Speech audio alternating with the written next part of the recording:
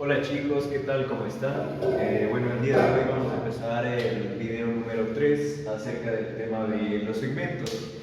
Entonces, empecemos dando unas definiciones que vamos a necesitar para poder entender los ejercicios de segmentos. Tenemos el primer concepto que es el segmento unitario, ¿ya? No es nada más que, bueno, al llamarse segmento unitario es un segmento que nos sirve a nosotros como una referencia cuando lo comparemos con otros segmentos. Ya vamos a ver un ejemplo, ¿ya? Es importante nombrar que el segmento unitario tiene una longitud física arbitraria, pero no tiene una longitud numérica inherente, o sea, propia de ella misma, ¿sí? Pero a nosotros nos va a servir más como un vínculo entre el mundo geométrico, que es el de los segmentos, y el mundo numérico de las medidas. Ya vamos a ver cómo. Entonces, por ejemplo, acá tenemos el ejemplo del segmento unitario. En este caso le he puesto la medida de una cuarta mía. Y bueno, podemos pasar de aquí a la definición de la longitud del segmento.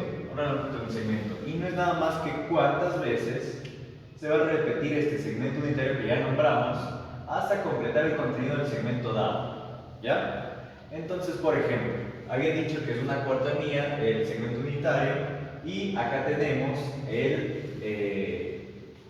segmento AB, ¿sí? Importante nombrar que, bueno, acá lo dejo como una nota, ¿ya? Si vemos AB y arriba tenemos una rayita, ¿ya? Para cuestiones de que se entienda, cuando tiene la rayita le vamos a llamar el segmento AB, ¿sí? Ya que esto viene es parte del mundo de las figuras, ¿sí? O el mundo geométrico.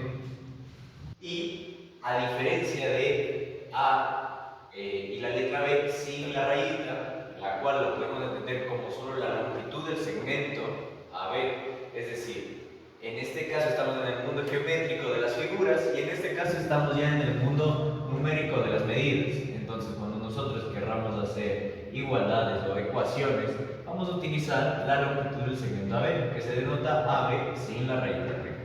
¿Sí? ¿Correcto hasta ahí? Entonces, ya dijimos que era la longitud del segmento y estaba dando como ejemplo el segmento AB. Entonces contamos cuántas veces hay el segmento unitario. Tenemos 1, 2 y 3. ¿Ya? Entonces podríamos decir que la longitud del segmento AB es igual a 3. ¿Sí? Unidades, obviamente. Por eso se llama segmento unitario. 3 unidades. Y bueno, con esto podemos pasar a lo que viene siendo los segmentos congruentes. Para que sean congruentes, primero necesitamos dos cosas que comparar. Y en este caso tenemos dos segmentos. Son dos segmentos, los cuales al compararlos, vamos a decir que son congruentes cuando la longitud del segmento AB sea igual a la longitud del segmento C y viceversa. ¿Ya? Entonces podremos demostrarlo así, que sería el segmento AB es congruente al segmento CD si y solo si la longitud del segmento AB es igual a la longitud del segmento CD. Y podemos ver un ejemplo que les dejé aquí. Bueno, tenemos dos ejemplos. Si ustedes pueden ver, habíamos dicho que el segmento AB, bueno, la longitud del segmento AB era igual a 3 unidades porque yo repetía 3 veces el segmento unitario dentro de este. Y de esta misma manera construí otro segmento, el cual se llama segmento CD, el cual está construido igual por 3 segmentos unitarios, y por lo que podemos decir que también tiene que la longitud de este segmento es igual a 3. Entonces también aquí tendríamos que CD es igual a 3. ¿Sí? Si vemos nosotros la longitud de los segmentos son iguales, ¿sí? Porque acá tenía 3, acá tengo 3. Entonces, al ser iguales, yo concluyo que estos son congruentes. O si en algún caso me están diciendo que el segmento AB es congruente al segmento CD, denoto que la longitud del segmento AB va a ser igual a la longitud del segmento CD. Ahora pasemos al segundo ejemplo, el cual lo hice dentro del segmento CD, ¿ya? El cual me dice que el segmento CT, que sería este de aquí, es congruente con el segmento RD, que lo construí acá, ¿sí? ya que la longitud del segmento CT es igual a la longitud del segmento RD, como vemos acá, ¿sí? Ambos tienen una unidad. Espero que se haya entendido y de este modo vamos a pasar a algunas condiciones dentro de los segmentos, algunos teoremas, ya para entrar a los ejercicios.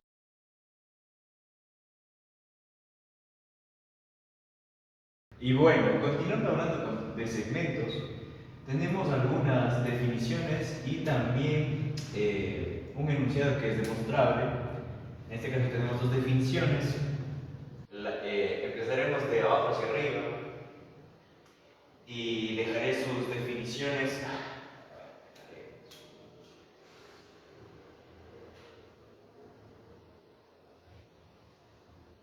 Bueno, y continuando con el tema de los segmentos, tenemos algunas definiciones y algunos enunciados.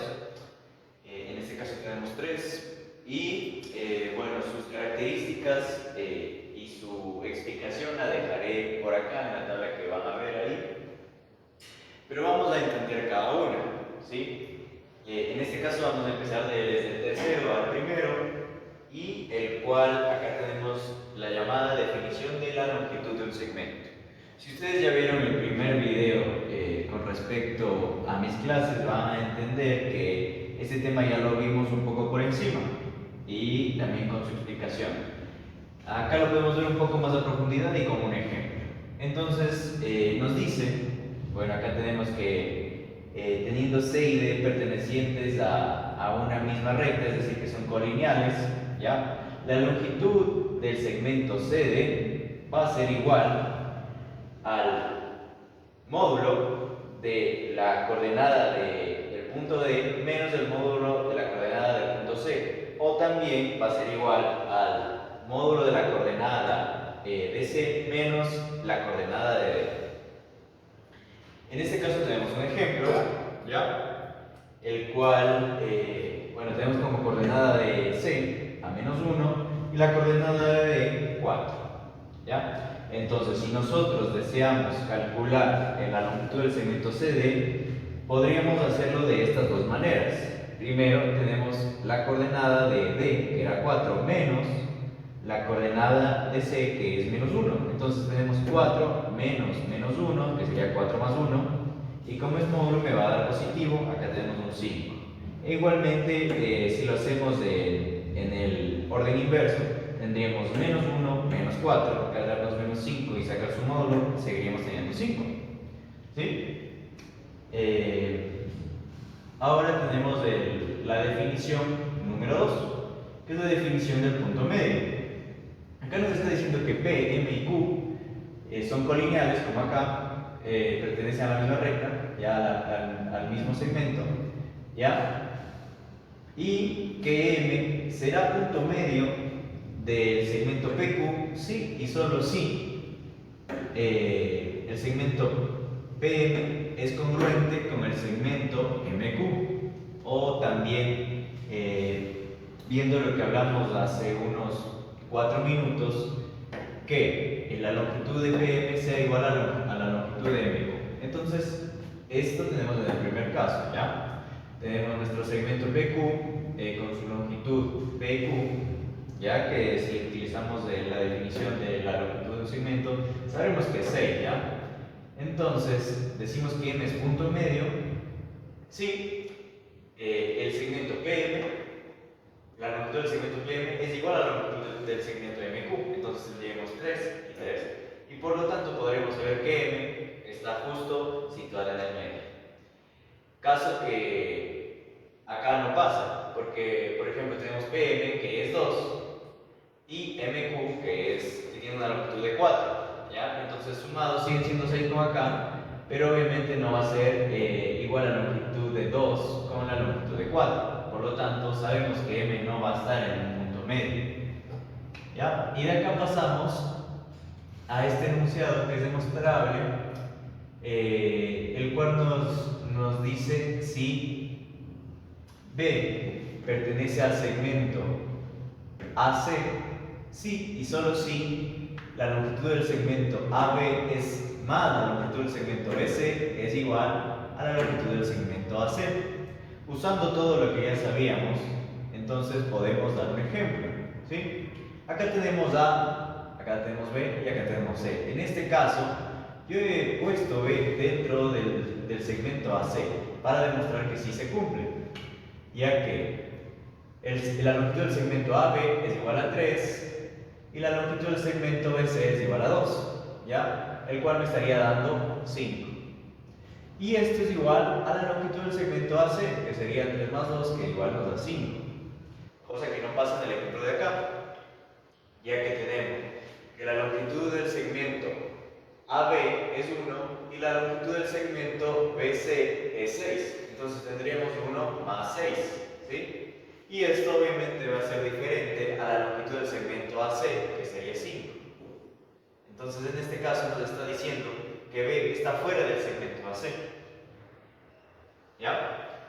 Con esta explicación ya podríamos pasar a temas ya más complejos y de esta manera llevarnos a ejercicios más complejos dentro del tema de segmentos.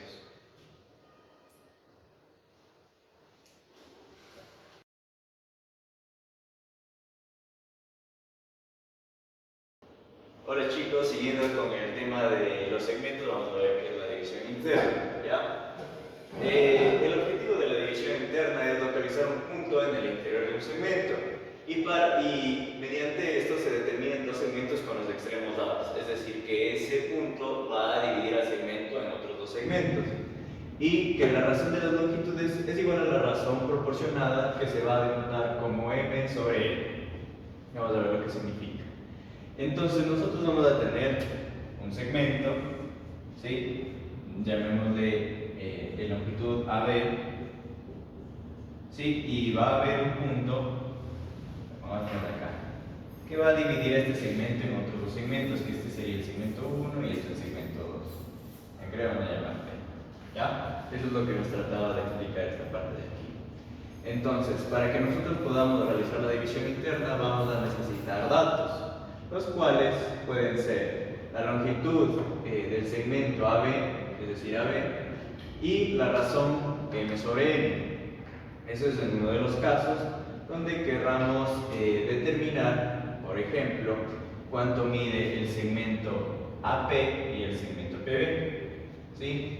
Pero cabe aclarar que al no tener un sistema de referencia no podríamos encontrar exactamente la coordenada de P sobre el eje de las X, ¿sí? Que sería XP.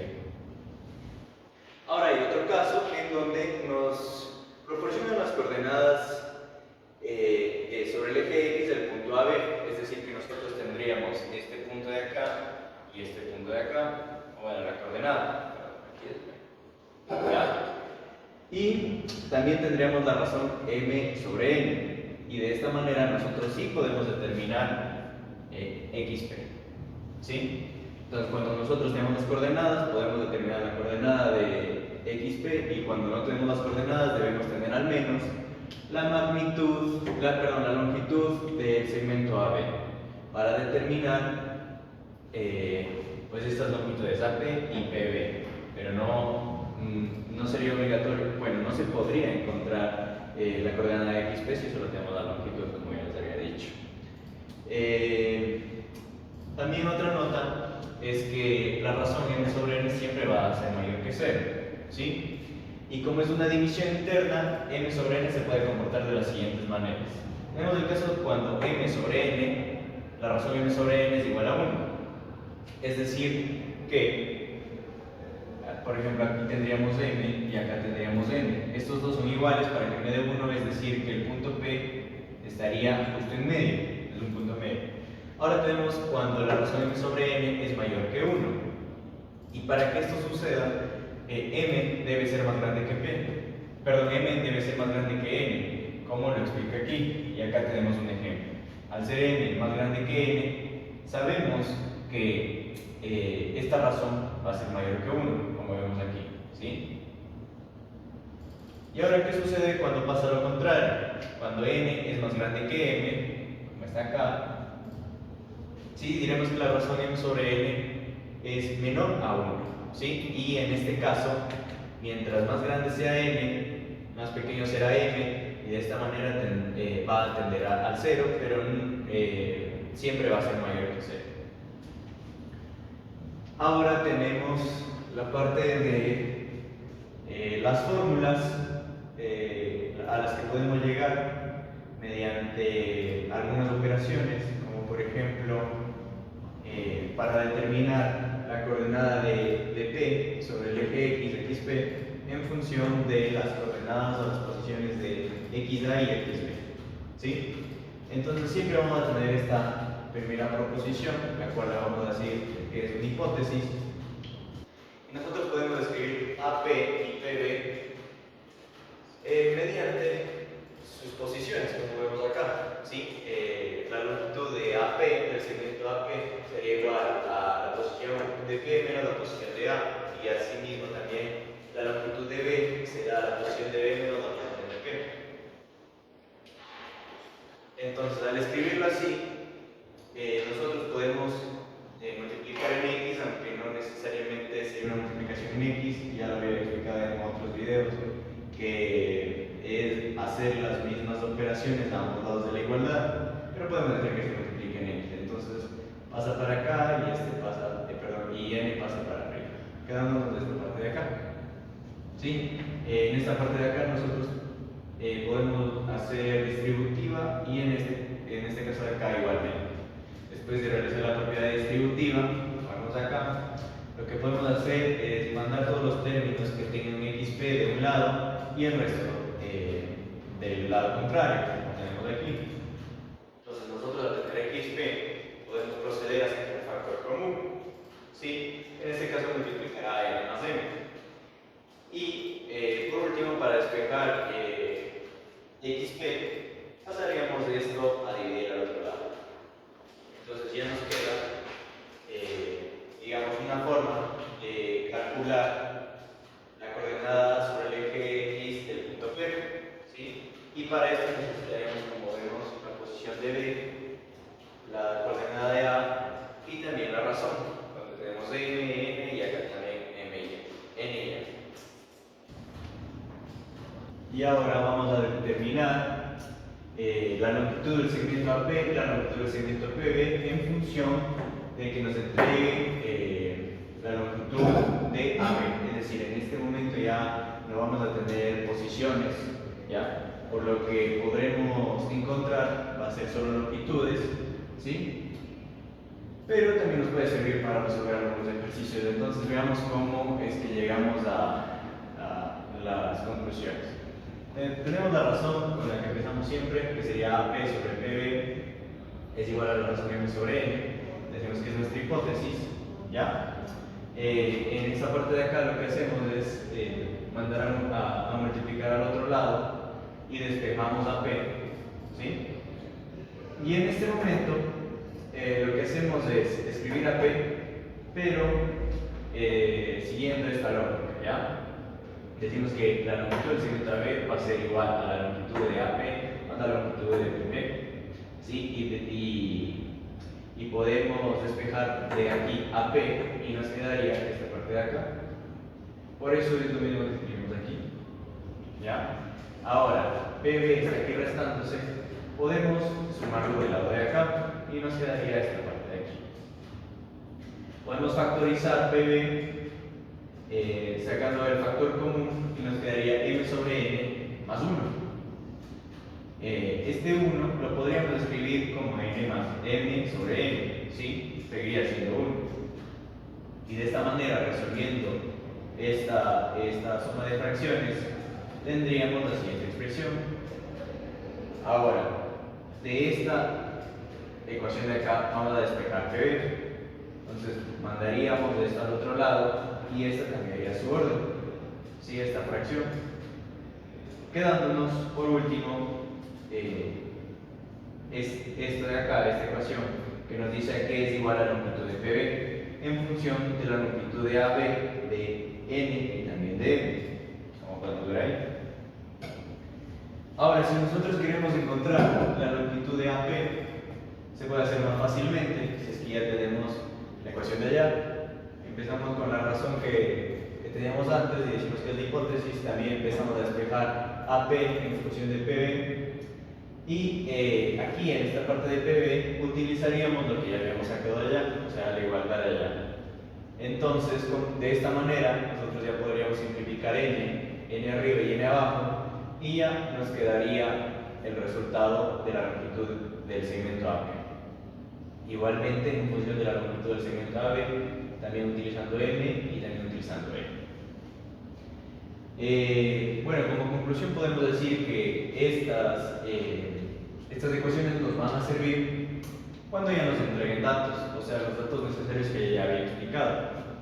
Y de esta manera podríamos resolver fácilmente solo teniendo a mano estas ecuaciones de aquí, aunque también se pueden hacer como por lógica, y ya vamos a explicar cómo se realizan de ambos métodos en la parte de ejercicios que vendría a ser el último video de este capítulo.